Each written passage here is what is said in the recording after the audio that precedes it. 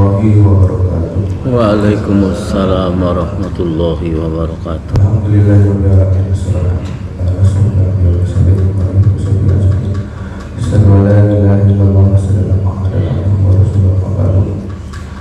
Hadirin sholat subuh yang dirahmati Allah Subhanahu wa taala.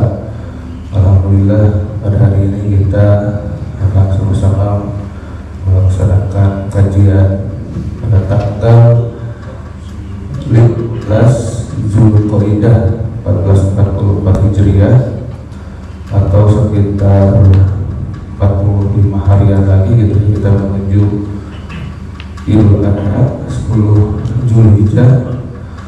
Kemungkinan kita berbeda kembali, ada perbedaan kembali dengan pemerintah dan Muhammadiyah gitu ya. Jadi tanggal 10-nya sama, tetapi hari pelaksanaannya akan berbeda mungkin proses. Jadi tanggal 28, 29 Rabu, Kamis, Jumat, Sabtunya tasrik gitu ya. Jadi libur banyak lagi pagi. Mungkin kita tidak membahas itu, maka silakan untuk Pak Ustaz untuk menyampaikan materinya. Demikian, terima kasih. Assalamualaikum warahmatullahi wabarakatuh.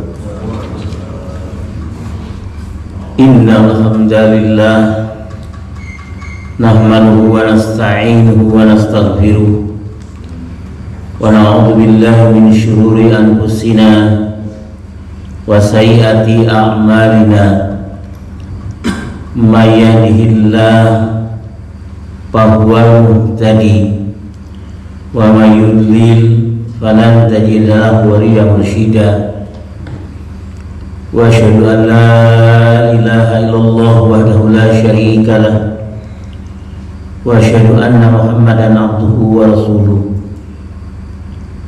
Ya ayyuhalladzina amanu ittaqullaha haqqa tuqatih wa la tamutunna illa wa antum muslimun. Ya ayyuhan nas ittaqu rabbakumul ladzi khalaqakum min nafsin wahidah wa khalaqa minha zawjaha wa batha minhuma rijalan katsiran wa nisaa'a wattaqullaha alladzi tasaaluna bihi wal arham innallaha kana 'alaikum raqiba. Ya ayyuhalladzina amanu ittaqullaha wa qulu qawlan sadida yuslih lakum a'malakum wa yaghfir lakum dhunubakum wa may yuti'illaha wa rasulahu faqad faza fawzan 'azima. Fa inna asdaqal hadits kitabullah wa khairul huda Muhammadin sallallahu alaihi wasallam wa syarrul umuri muhdatsatuha wa kullu muhdatsatin bid'ah wa kullu bid'atin dhalalah wa kullu dhalalatin finnar. Amma ba'd. Ayyuhal ikhwah, arsyadani Allah wa iyyakum jami'an. Membahas apa nih Pak kira-kira? Bebas. Tadarusan kita di kesempatan ba'da subuh ini menjawab request yang masuk ke HP saya. Apa perbedaannya wajib sholat fardu yang 5 waktu sehari semalam dengan wajibnya thalabul ilmi? Kedua-duanya sama wajib. Sholat fardu yang 5 waktu hukumnya wajib,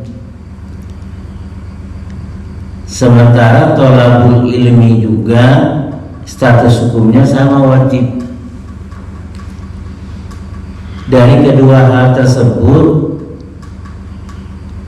perbedaan wajibnya seperti apa? Itu satu pertanyaan. Pertanyaan kedua, semua kita sudah mafhum, faham wajibnya sholat yang 5 waktu sehari semalam. Tetapi terkadang kita tidak mengetahui bahwa thalabul ilmi juga wajib. Sholat 5 waktu wajib hukumnya, mencari ilmu pun hukumnya wajib. Di antara dua wajib itu yang membedakan apanya gitu. Tolong jamaah berikan jawaban dulu, jangan takut salah, kita lagi ngaji kok. Perbedaan wajibnya antara sholat fardu yang 5 waktu dengan thalabul ilmi sama-sama wajib. Kalau sama-sama wajib, adakah letak perbedaannya atau tidak? Kenapa? Kalau wajibnya sholat itu ditentukan waktu, Pak. Iya. Tapi kalau mencari ilmu tidak disebut waktunya. Iya. Kemudian, udah. Nah, itu salah Iya. satunya. Salah satunya kalau sholat wajib ditentukan waktu-waktunya baik oleh Quran maupun oleh hadis Rasul. Sementara thalabul ilm tidak ditentukan waktunya. Barakallahu fi. Semoga Allah memberkahi Bapak. Amin. Kita lihat surat 3 atau surat 4 yang bunyinya begini. Surat 4 atau surat 3. Biasanya ada tuh di Inna sholata kanat alal mu'minina kitaban mawquta. Surat apa, ayat berapa ya? Sesungguhnya sholat itu telah ditetapkan, ditentukan waktu-waktunya. Biasanya An-Nisa atau Ali Imran. Di masjid-masjid dididik suka ada tuh. Inna sholata kanat alal mu'minina kitaban mawquta. Ada nggak? Jawaban sudah Bapak tadi. Surat 2 atau surat 3 ya? Bisa 103. 103 An-Nisa. Surat 4 ayat 103. Ikuti jamaah bacaan saya. A'udzubillahi minasyaitonir rajim.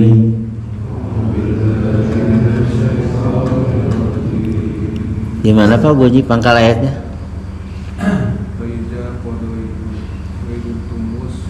Terus Fadkurullaha wa qu'udan wa la junubikum. Terus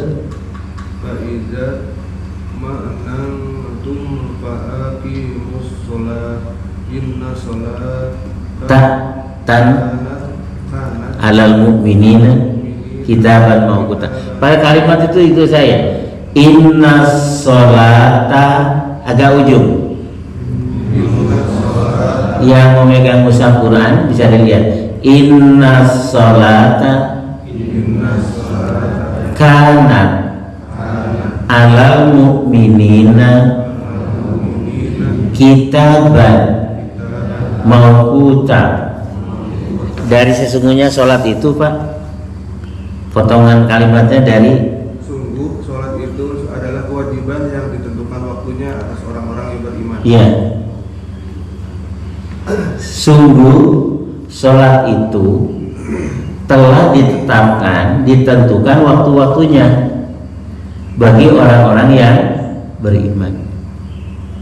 Inna sholata kanat alal mu'minina kitaban mawquta. Biasanya di dinding masjid-masjid itu ada jadwal waktu sholat ya.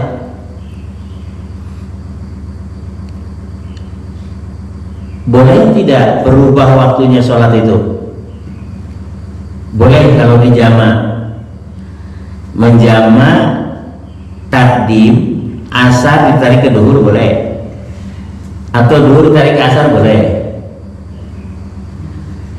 Maghrib ditarik ke isya boleh, itu jama takhir, atau isya ditarik ke maghrib didahulukan, itu jama takdim. Subuh tersendiri nggak bisa. Subuh nggak bisa ditarik kemana-mana.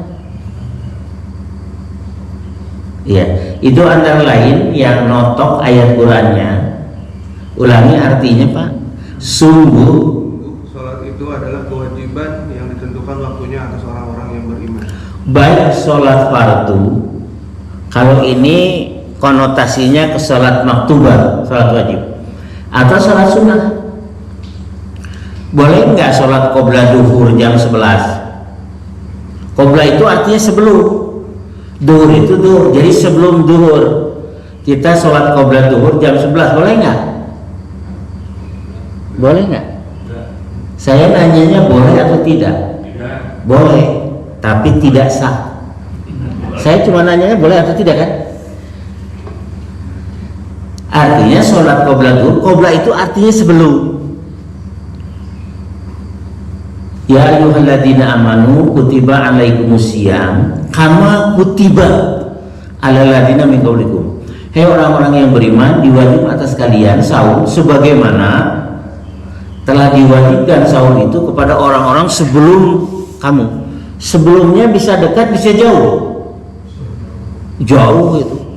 Kama kutiba alal ladzina min qablikum. Qobla itu ada yang qoblanya jauh sekali. Saum itu telah diwajibkan kepada orang-orang sebelum kita. Oh, jauh sekali itu. Jadi kalau qobla zuhur sudah masuk dulu waktu zuhur. Boleh qobla zuhur jam 1:30 siang? Boleh kalau belum sholat zuhur ya. Tapi tidak boleh qoblanya ditarik ke jam 11. Bapak dan ibu itu mau ba'da Jumat. Yang bapak di rumah, ternyata di rumah kebetulan ada tamu. Nyamayunan tamu heula. Setelah itu baru ba'da narima tamu.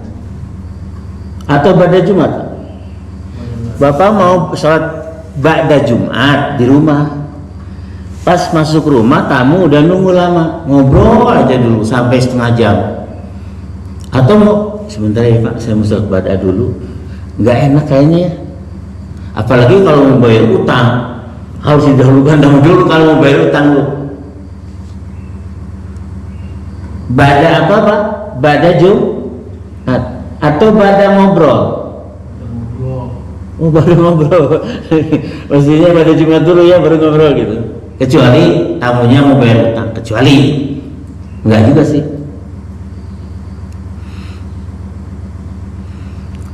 Sholat sunat pun ditentukan waktunya baik qobla atau ba'da, atau sholat sunat lainnya. Sholat sunat tahajud ditentukan ke waktunya sama Allah, tentukan. Qiyamul lail ditentukan ke waktunya, ditentukan. Ada sholat namanya sholatul lail atau qiyamul lail. Coba kita lihat, bukan hanya yang wajib sebetulnya di waktunya, tapi ayat yang disitir tadi surat 403 konotasinya ke sholat wajib, padahal ngawangku karena sholat sunat wajib. Tantu ngawangku include gitu. Lihat surat 73 ayat 1 sampai 5. 73 itu nama suratnya Al-Muzammil. Hartosna jalma disimut, orang yang berkemul, berselimut. Ayat 1 sampai 5. Jamaah ikut saya. A'udzubillahi minasyaitonir rajim.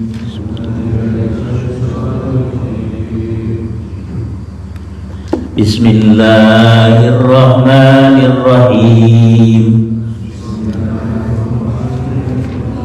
Surat ke-73 ayat 1 sampai dengan 5.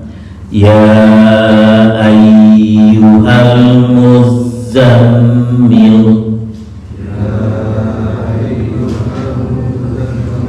qumil laila illa qalilan. Jadwalnya ditentukan Allah. nisfahu awingkus minhu qalilan aw zid alaihi warattilil qur'ana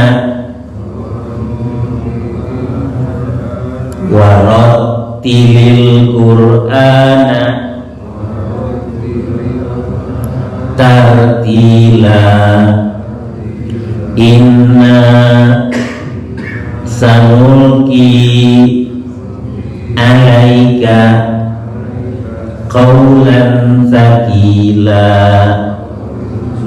Silakan Pak Haji DKM. Abu Jamil ayat surat ke-73 ayat 1 sampai 5. Sudah.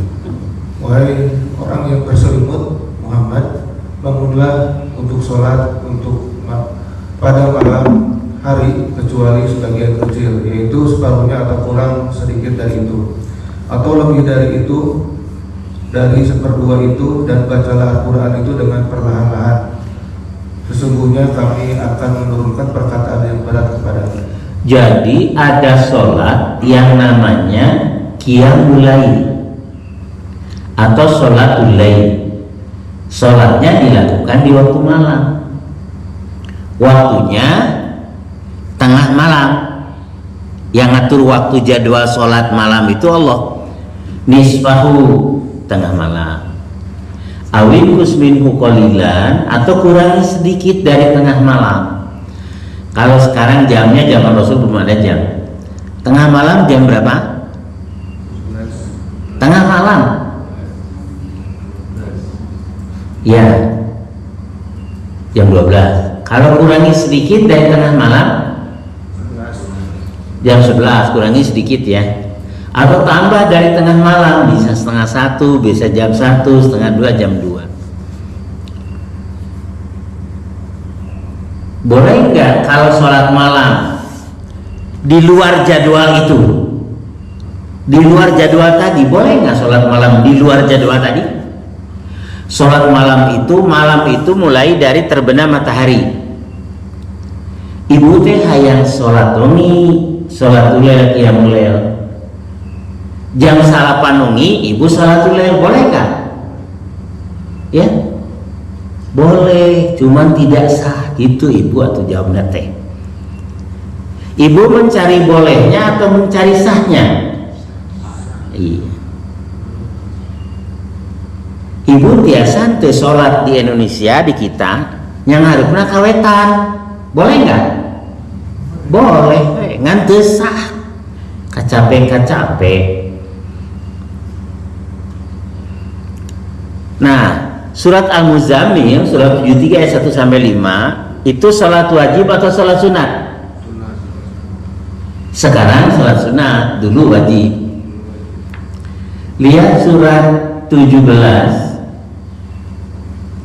ayatnya 78. 17 itu Al-Isra atau Bani Israel ayat 78. Surat yang ke-17 ayat 78. A'udzubillahi minasyaitonir rajim. Wa minal laili. Oh 78 79 ya. Oh ibu 17 ayat 79 Bu. Saya salah, ayat 79. Wa minal laili fatahajjad bihi nafilatan laka asa ayyab'atsaka rabbuka maqamam mahmuda. Ibu tolong dibaca artinya, Ibu DKM dulu. Dan pada sebagian malam lakukanlah sholat tahajud sebagai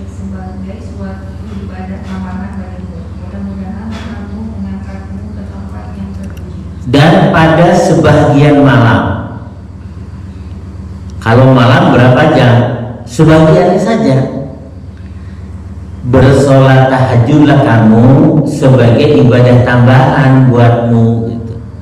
Sholat apa namanya ini? Tahajud.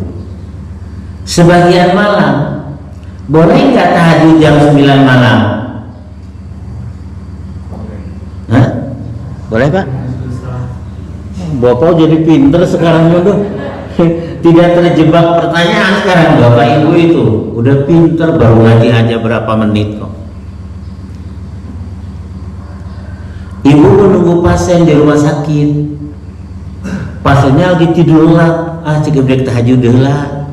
Jam 9:30 puting teh. Boleh? Boleh. Tapi tidak sah. Kita bukan mencari bolehnya, tapi mencari sahnya. Kalau tadi sholat apa namanya? Yang pertama qiyamul lail atau sholatul lail. Waktunya jangan berubah. Kalau tahajud jam 1 malam boleh dan sah? Boleh dan sah Pak, jam 1 malam. Kalau tahajudnya pada isya boleh nggak? Tahajudnya pada isya? Hah? Bukan tahajud, tapi apa namanya? Tarawehan. Bukan. Salat malamnya pada isya ibu jam 8 malam. Udah masuk waktunya belum? Oh belum Pak, belum masuk waktunya. Salat tahajud jam 8 malam. Oh tahajud itu artinya sendiri. Tahajud itu bangun dari tidur. Tahajud itu artinya. Tapi bangun dari tidurnya bukan bangun dari tidur kayak dulu lah. Ibu suka tidur siang ya? Itu ngelindur namanya. Udah pada pintar ngaji baru 10 menit udah pada pintar kan. Barakallahu fikum, semoga Allah berkahi ibu dan bapak semua. Amin. Kembali kepada pertanyaan tadi. Sholat fardu yang 5 waktu, begitupun sholat sunnah. Beda dengan wajibnya thalabul ilmi. Waktunya sudah ditentukan. Dasar hukumnya mana? Surat 4 103. Innas salata kanat 'alal mu'minina kitaban mawquta. Kalau thalabul ilmi waktunya ditentukan enggak? Enggak. Ibu buka YouTube di rumah, thalabul ilmi itu buka YouTube. Siapa yang ngajarinya? Siapa yang ada di YouTube itu? Jadi kita ambil saja Syekh YouTube, bukan Syekh Panji Gumilang Pak. Ibu buka internet, bisa thalabul ilmi melalui internet? Ya kapan saja terserah ibu. Tapi kalau majelis ta'lim di masjid ini, Pak DKM punya jadwal. Kita ngaji seminggu sekali. Ba'da subuh hari Ahad, itu jadwal Pak DKM. Boleh. Tapi ibu tidak hanya ngaji seminggu sekali saja kan, di rumah juga ngaji ibu. Setelah TV ngaji. Jadi tidak ditentukan waktunya.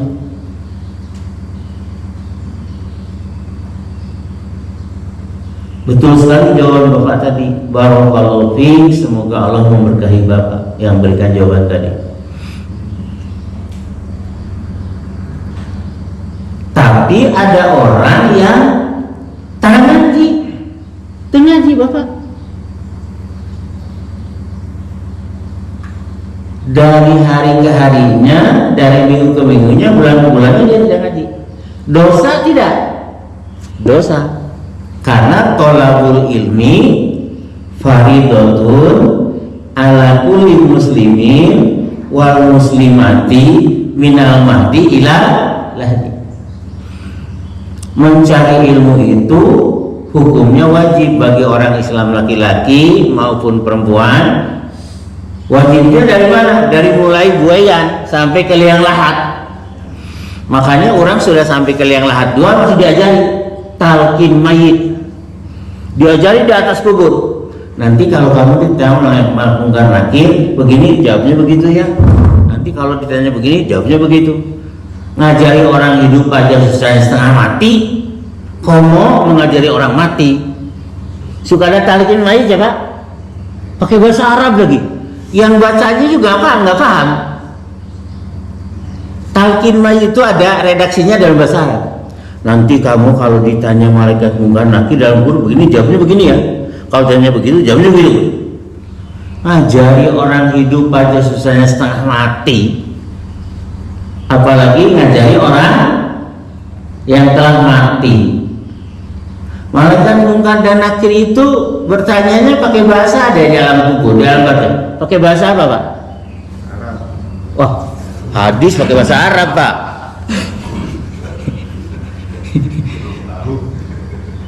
Begini saja Pak jawabannya, pakai bahasa yang komunikatif gitu aja sudah. Bisa orang Sunda ngerti, orang Jawa ngerti, orang Eropa, orang Barat ngerti. Oh enggak, katanya kalau yang matinya nanti orang Inggris, malaikat mungkar nakir bertanyanya pakai bahasa Inggris. Pokoknya bahasa yang komunikatif aja. Kalau Rasul menyampaikannya pakai bahasa apa? Bahasa Arab. Jadi katanya di alam kubur itu ditanya pakai bahasa Arab. Diapal-apalkan mantra buka, wa mana biuka. Di apa nggak usah dihafal. Pak yang menjawab itu iman dan Islam. Kembali pada topik. Jadi kalau thalabul ilmi waktunya tidak ditentukan, tidak terbatas, kapan saja dan di mana saja. Rumusnya Coca-Cola aja. Tapi bagaimana kalau orang tidak berthalabul ilmi? Dosa tidak? Dosa karena hukumnya wajib. Tadi hadisnya thalabul ilmi fardhatun ala kulli muslimin wal muslimati minal mati ilalah. Coba kita lihat surat 29, nama suratnya Al-Ankabut. Ayatnya 45. Surat Al-Ankabut surat yang ke-29 ayatnya 45. Ikuti saya. A'udzubillahi minasyaitonirrajim.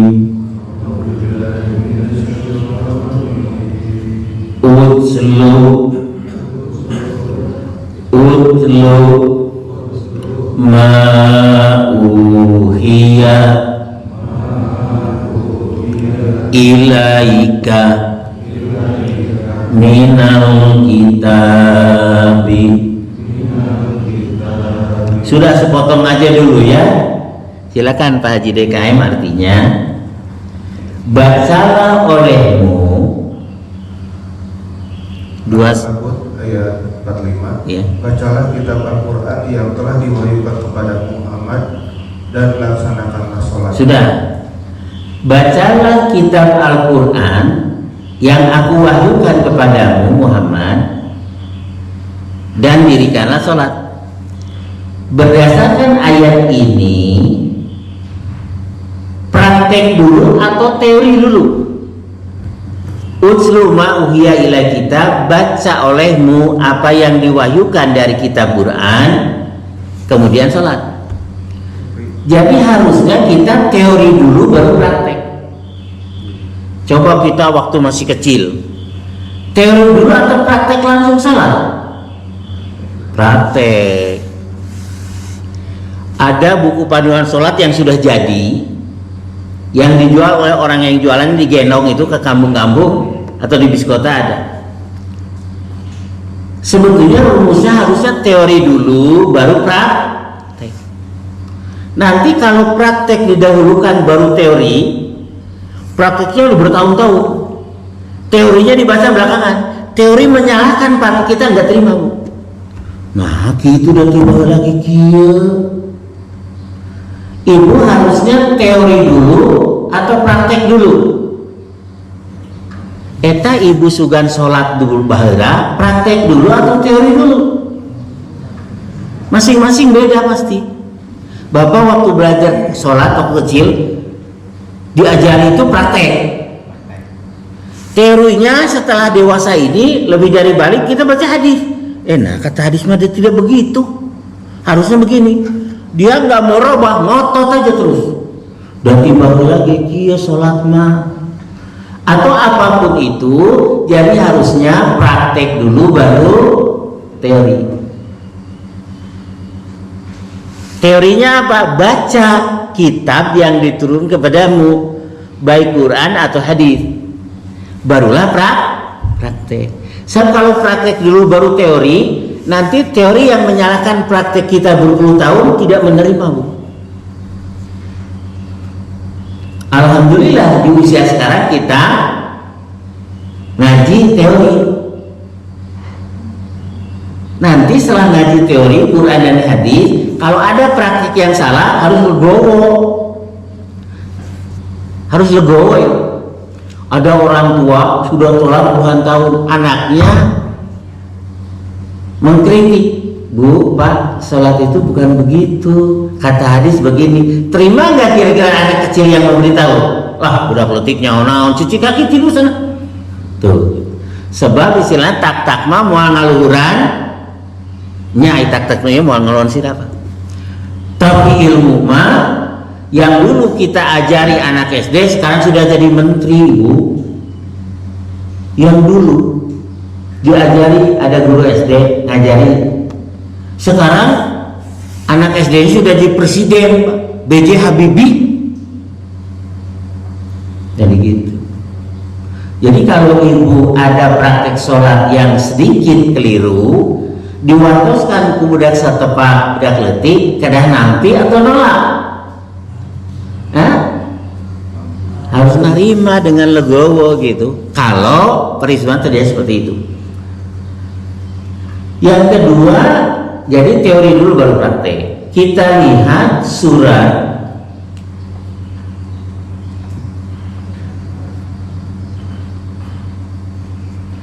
sembilan At-Taubah atau Al-Baro'ah ayat 122. Ini pentingnya thalabul ilmi, pentingnya ngaji. Disinggung oleh Allah dalam ayat firman sucinya surat At-Taubah atau Al-Baro'ah surat yang ke-9 ayat 122. Ikuti saya. A'udzubillahi minasyaitonir rajim.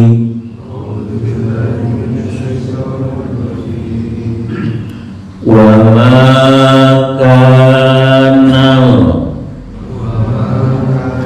mu'minuna, saya ulangi, wa ma kana mu'minuna liyanfiru kaffatan falaula nafaro min kulli firqatin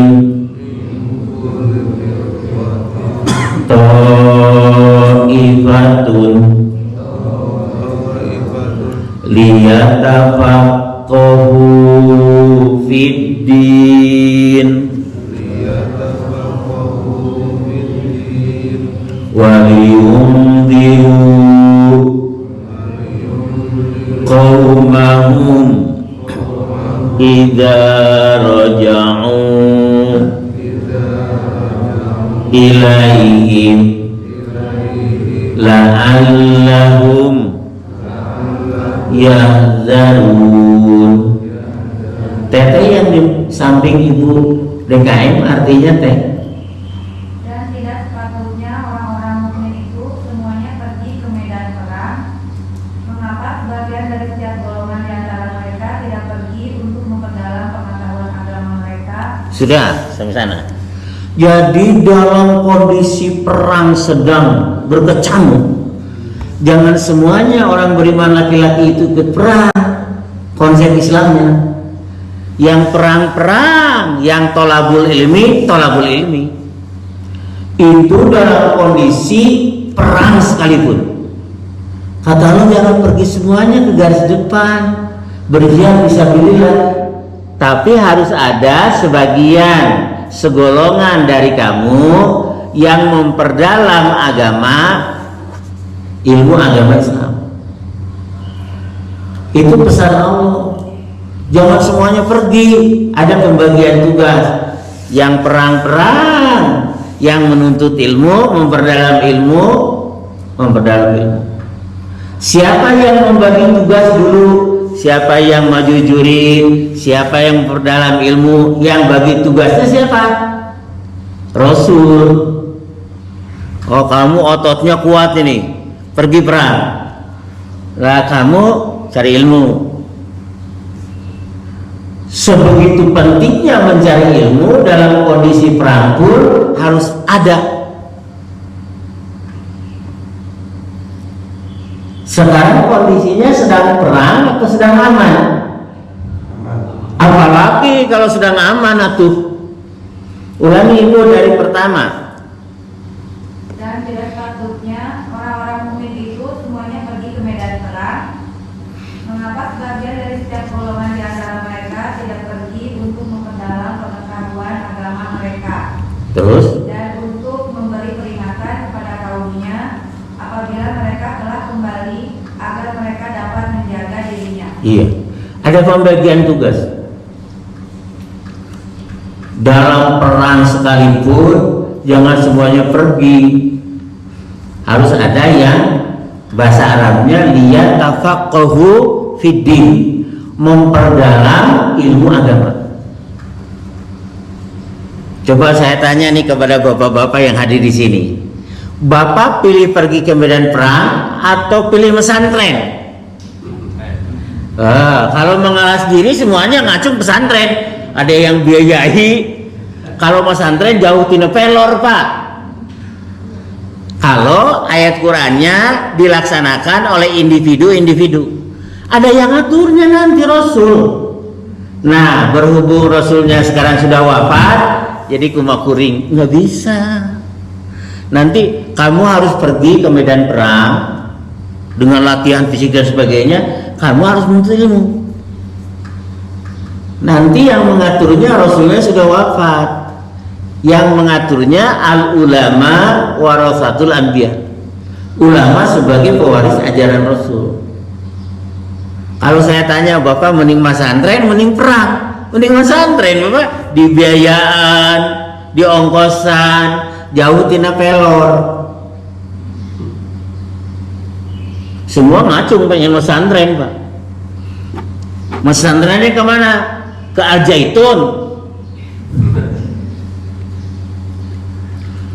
ke Syekh Panji Gumilang.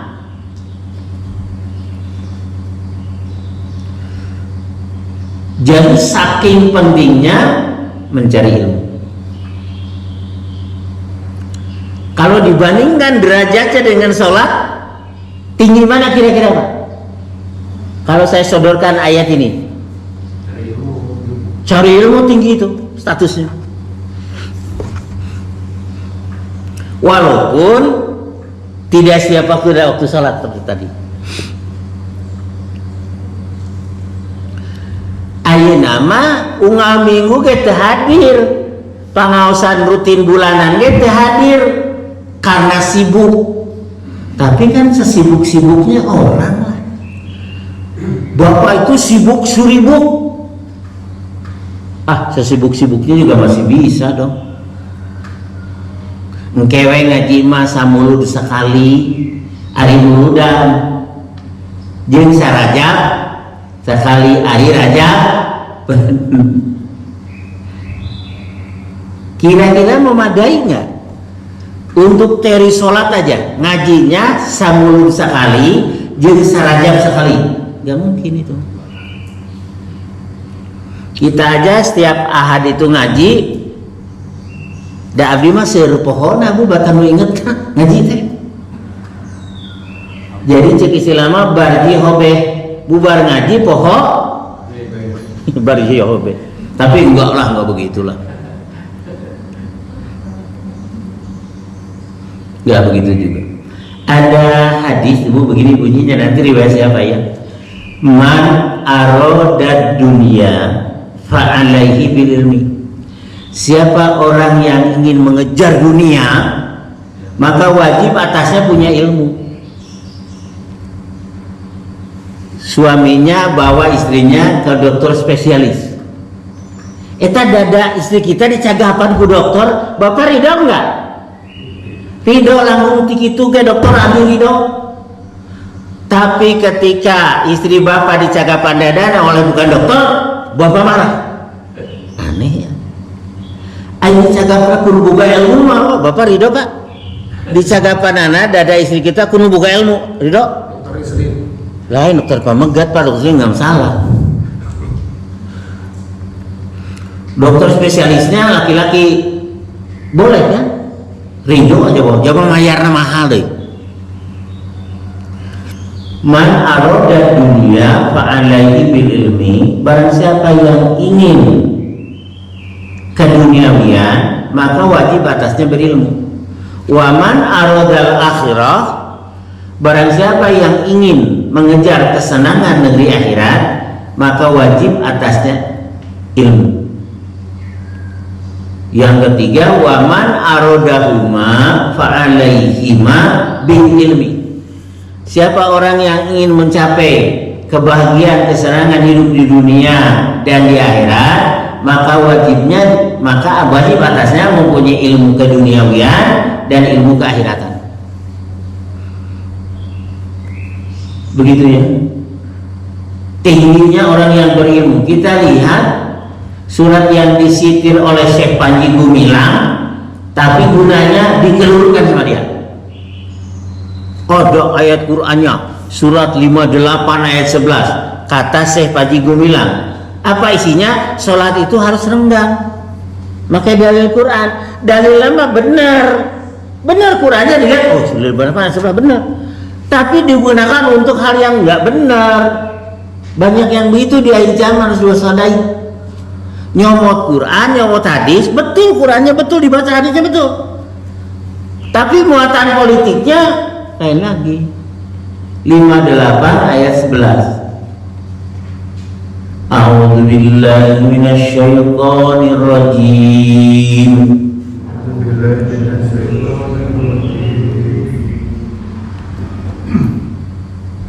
Ya ayyuhalladzina amanu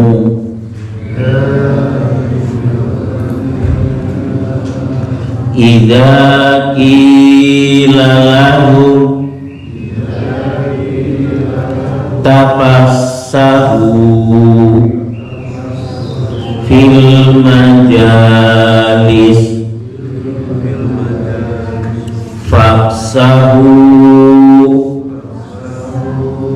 yafsahillahu lakum.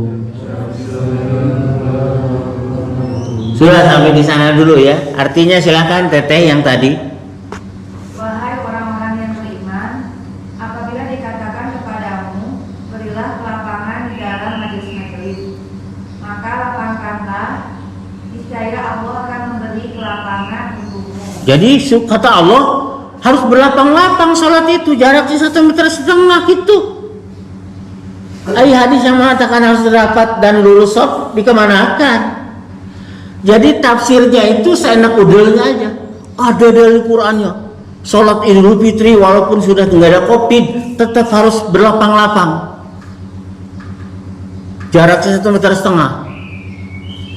Pakai ayat Quran.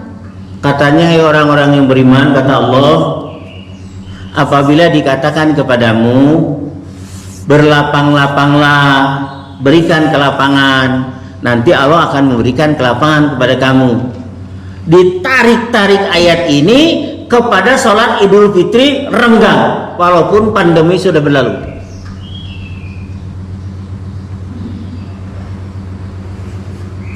Syekh Panji Gumilang tahu nggak bahwa sholat itu harus lurus dan rapat? Tahu dia. Berarti dia ingkar sunnah. Sebaik-baik sofwan laki-laki yang paling depan, sebaik-baik sop perempuan yang paling belakang. seburuk-buruk sop laki-laki paling belakang, seburuk-buruk sop perempuan yang paling depan. Kata dia itu sudah tidak up to date lagi.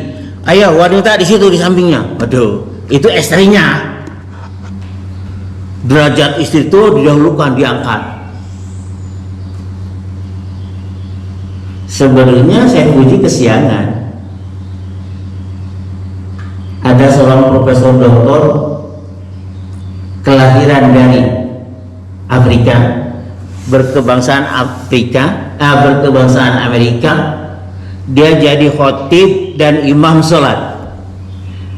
Jamaahnya makmum laki-laki berderet sama karena kesetaraan gender. Siapa nama profesor doktor kelahiran Afrika berkebangsaan Amerika? Profesor Dr. Aminah Wadud. Kesiangan tuh Panji Gumilang, kesiangan. Mau nanti khutbah Jumatnya cewek, kesiangan dia mau mengikuti Profesor Dr. Aminah Wadud. Itu viral itu pada zaman tahun 2000 berapa itu. Panji Gumilang cari sensasi, kesiangan itu.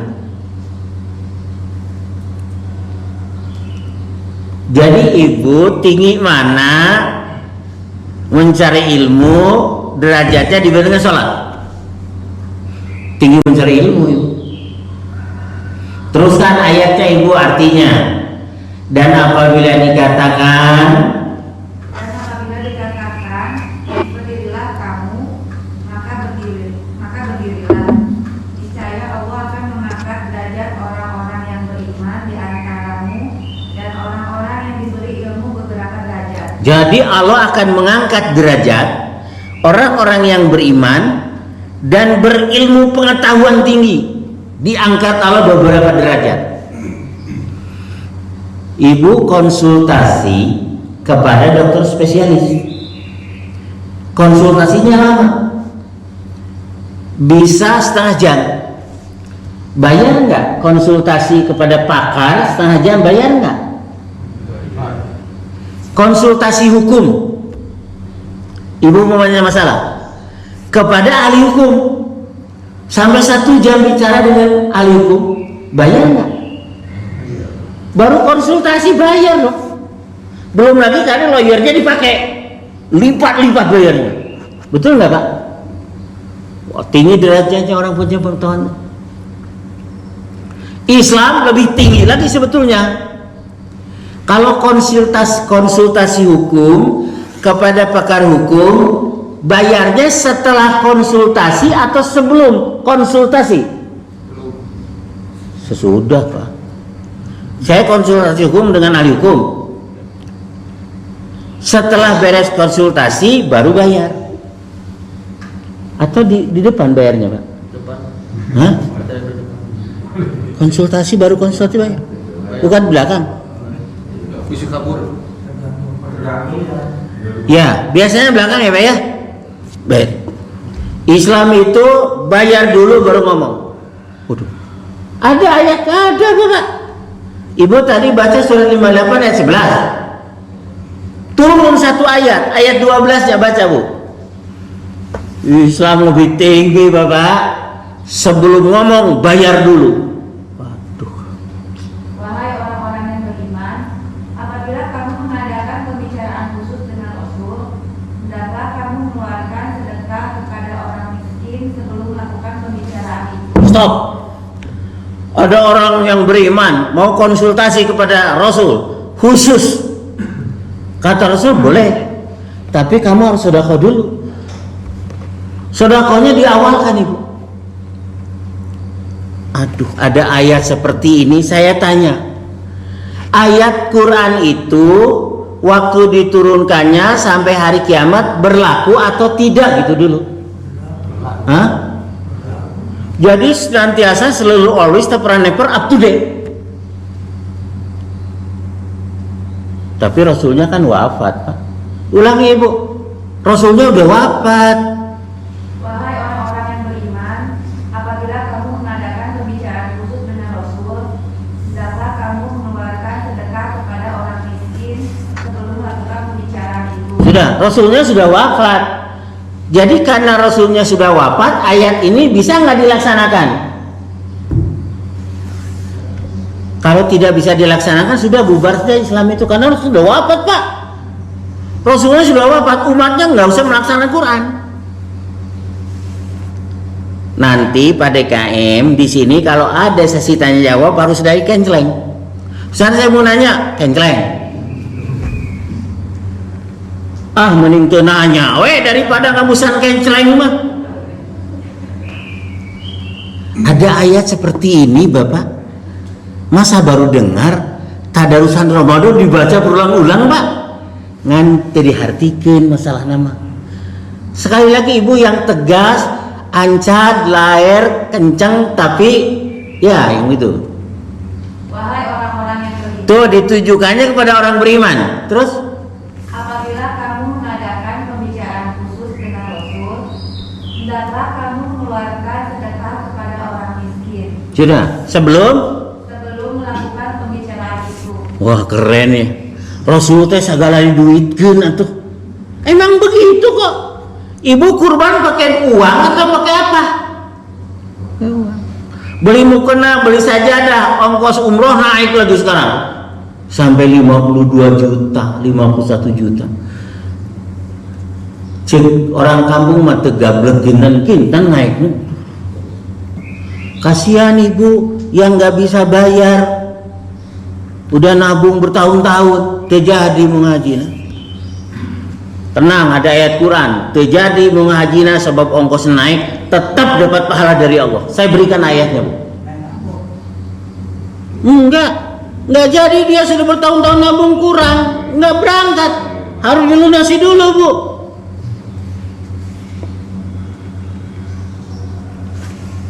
Kalau mau lunasinya nanti 5 tahun kemudian, ya 5 tahun kemudian lah baru berangkat. Gila. Kalau naiknya 2 juta, 3 juta, wajar lah. Naiknya sampai setengahnya, Pak. Cek orang kampung Nuboli semua tegablek kinten-kinten. Tapi tenang, tidak berangkat, hajinya jadi. Saya berikan ayat nanti. Ibu, nanti dibuka sesi tanya jawab, Pak DKM harus nyiapkan kenceleng. Transfer. Hah? Ditransfer. Oh, ditransfer bisa. Ali bin Abi Thalib nanya, ya Rasulullah, berapa sodakonya 1 dirham ya? Loh Ali, kamu pelit amat, kata Rasul. 1 dirham, bukan dinar. Dinar itu uang perak, uang emas. Dirham uang perak. Kalau sekarang real nggak ada ya, uangnya kertas. Ya Rasul, berapa sodakonya? 1 dirham ya, kata Ali. Loh Ali, kamu pelit amat.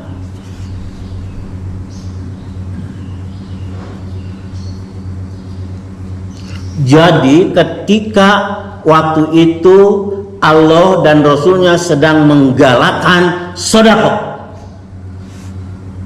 ada pelanggaran sedekah, ada kasus ini sedekah. Bayangkan, itu kasusnya apa, Bu? Coba Ibu lihat ayat Quran artinya. Kasusnya apa? Ada keperluan kepada Rasul, nanya, kata Rasul boleh, tapi kamu harus sedekah dulu. Setelah sedekah baru konsultasi. Jadi uangnya di depan atau di belakang? Lebih canggih Islam lah. Kepada Rasul, Rasulnya sudah wafat. Turun kepada al ulama warasatul anbiya, kepada ulama pewaris ajaran Nabi. Bukan buat Rasul uangnya, Bu. Untuk siapa, Bu, uangnya, Bu? Orang miskin. Jadi nanti kalau saya ngaji, saya yang ditanya, orang miskinnya harus hadir ikut ngaji sama saya. Buat saya Ustaz, orang miskinnya enak tuh. Oh, kecuali kalau Ustaznya miskin memang. Untuk orang miskin, Ustaznya miskin. Bener nggak Pak diulangi artinya, Pak? Harus sedekah dulu. Wahai orang-orang yang beriman. Wahai orang-orang yang beriman, apabila kamu mengadakan pembicaraan khusus dengan Rasul, hendaklah kamu mengeluarkan sedekah kepada orang miskin sebelum melakukan pembicaraan itu. Sebelumnya, bukan sudahnya. Saya ngaji dikira condong pasar kecil di belakang. Ya sekarang saya bilang sesi tanya jawab ya. Itu DTM-nya ngambil kenceleng. Saya Ustaz nanya, nyamperin. Ayo masukin dulu sedekah kamu sini. Saya juga tercengang, ini ayat ini kelewat sama saya, tadarus gitu. Pak DKM berlaku untuk kapan aja ayat ini? Untuk bulan depan? Atau untuk sekarang aja? Enggak, ayat Quran itu diberlakukan atau dibaca? Diberlakukan.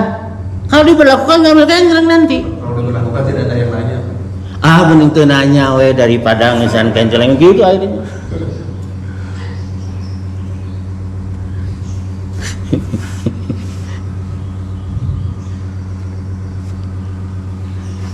Jadi tolabul ilmi itu sampai di sana. Ketinggian derajat orang yang tolabul ilmi.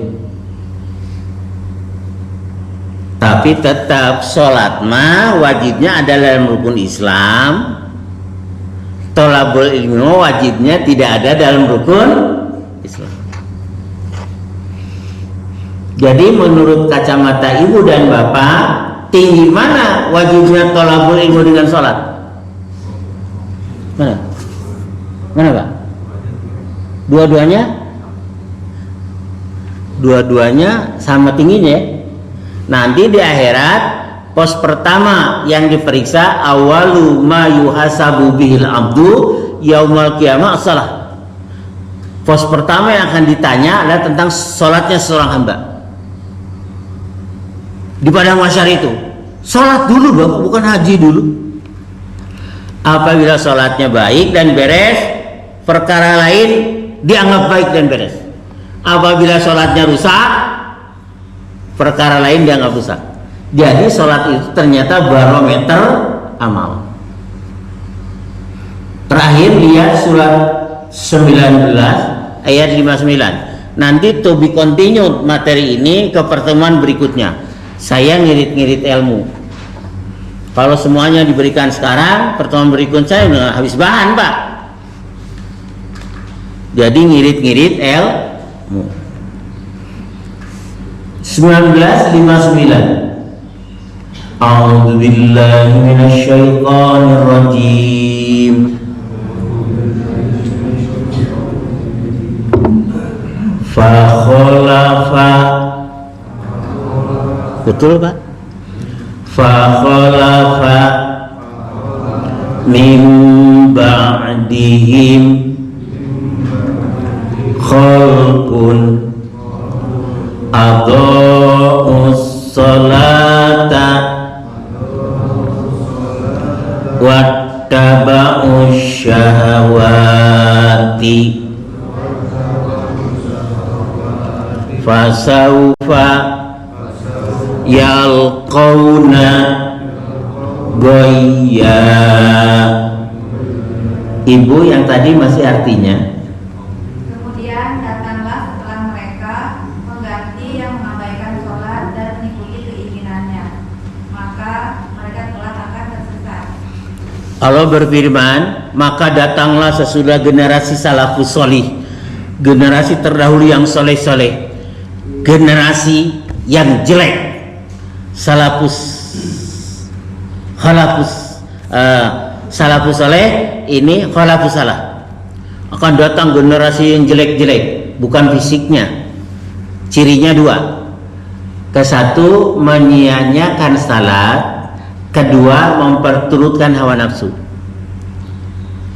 Mudah-mudahan di zaman ini belum kesampaian firman Allah ini, atau sudah lebih lama bahkan. Akan datang generasi yang jelek, cirinya dua. Cirinya apa yang itu Bu? Mengabaikan, menyia-nyiakan salat, dua memperturutkan hawa nafsu. Menyia-nyiakan salat bukan tidak salat, dia salat sebetulnya. Cuman waktunya sudah nggak disiplin, dinasobna, pas solengkrah asal-asalan salatnya. Ini karena firman Allah bisa dibuktikan. Mudah-mudahan pada zaman sekarang belum terjadi apa yang disinyalir Allah dalam ayat firman sucinya surat Maryam ayat 59. Maka akan datang karena Allah generasi pengganti yang jelek-jelek. Cirinya dua: menyia-nyiakan salat, dua memperturutkan hawa nafsu. Hingga di sini dulu. Nanti to be continued materi ini.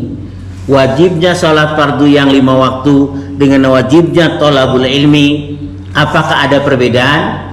Ada. Tidak ditanya orang pada hari kiamat awal yang dihisab dari hamba itu sholat, Bu. Tapi bagaimana mungkin sholatnya bisa benar tanpa ilmu? Jadi mana yang lebih didahulukan, sholatnya atau ilmunya?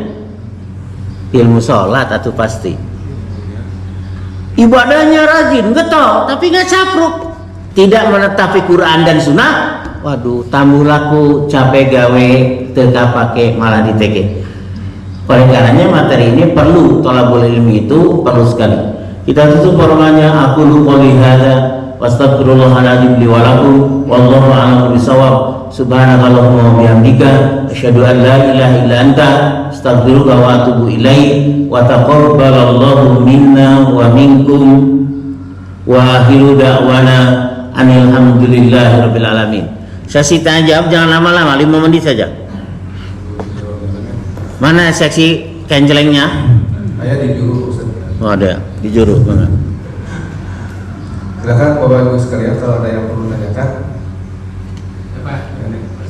Ya. Ini dulu Bapak dulu Pak. Bentar. Ya. Waalaikumsalam warahmatullahi. Terkait dengan waktu tadi sholat ya, gimana halnya dengan sholat tarawih? Itu kan tarawih itu kan termasuk qiyamul lail ya. Iya. Tapi waktunya Awal kali. Ya. Itu yang pertama. Kemudian yang kedua, gimana halnya ketika kita pengen tahajud?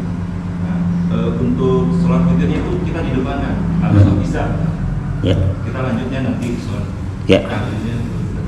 Yang pertama sholat tarawih pada isya 7:30 ya Pak ya. 7:30 sudah selesai ya. Padahal cikal bakal nama sholat tarawih itu asalnya dari qiyamul lail atau tahajud itu nama lainnya. Tapi kenapa waktu jadi bergeser? Itulah Indonesia Pak. Kalau waktu tarawihnya agak dimalamkan, nggak ada apanya yang sholat. Oh, nggak ada jamaahnya. Tapi ada di beberapa tempat Pak. Di Tasik sudah mulai Pak, jelang tengah malam. Ada lagi saya dengar di Banten atau di mana lah, di Tangerang sudah begitu. Jadi sosialisasinya yang paling kenceng ilmunya dulu Pak, supaya sholatnya menetapi jadwal gitu. Yang kedua, kita mau sholat tahajud, takut nggak bisa, witirnya dulukan aja. Jadi 3 rakaat kalau didahulukan pada isya witirnya. Nanti kalau bangun tinggal sholat yang genap, 2 rakaat salam, jangan ditutup witir lagi Pak. Boleh, itu ada hadisnya. Mendahulukan witir sebelum tidur. Tapi ternyata kita terjaga tengah malam atau jelang subuh. Jangan witir 2 kali dalam semalam. Jadi tinggal sholat genap tahajud 2 rakaat. Jangan ditutup witir karena sudah tadi sebelum tidur. Itu Pak. Silakan. Assalamualaikum warahmatullahi wabarakatuh. Waalaikumsalam warahmatullahi wabarakatuh. Itu tentang thalabul ilmu Pak. Kan ada salah satu hadis, apa ini hadis Jadwali atau Sahih Imam Alam, itu yang mengatakan bahwa wajib mencari ilmu sampai ke Grijin. Pertanyaan saya pada Rasulullah itu menyampaikan hal semacam itu, apakah di negara Cina itu sudah menjadi barometer untuk mencari ilmu? Ya. Itu satu Pak, ini yang kedua.